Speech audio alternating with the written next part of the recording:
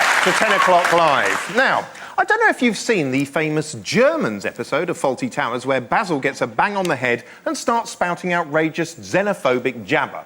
Well, it turns out that's basically the Richard Hammond story. Last week, he and the lovable Top Gear gang outraged many by saying this about Mexicans. Why would you want a Mexican car? A Mexican car is just going to be a lazy, feckless, flatulent open, leaning against a fence asleep, looking at a cactus with a blanket with a hole in the middle on as a coat.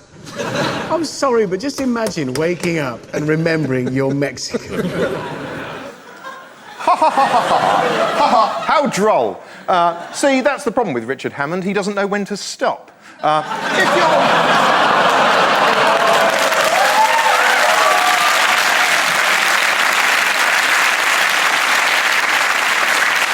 In case you're watching, for future reference, I'd say the best place to stop is just before you overturn, hit the grass verge and carve a 30-metre ditch with your forehead like a rocket-powered human plough. Anyway, still, never mind Top Gear. I'm more concerned the BBC is currently running a children's programme that explicitly portrays an ethnic minority as vermin. Take a look. Rasta Mouse and Scratchy and Zuma, also known as the Easy Crew. Yes, Rasta Mouse is actually a charming new kids' show about a reggae-loving mouse who solves mysteries. It's genuinely lovely and full of patois. Have a quick look at this. Yo, guys. Hey, me mouse. You cool? This boy is Irie, man. Sweet.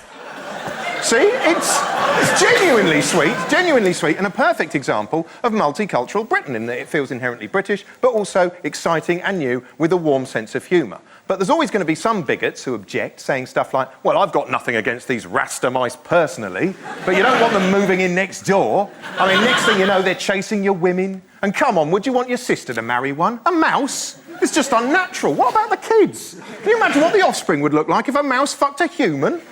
Probably something like this. A horrible sort of hamster thing. And imagine waking up and going, oh no, I'm this. And now, David.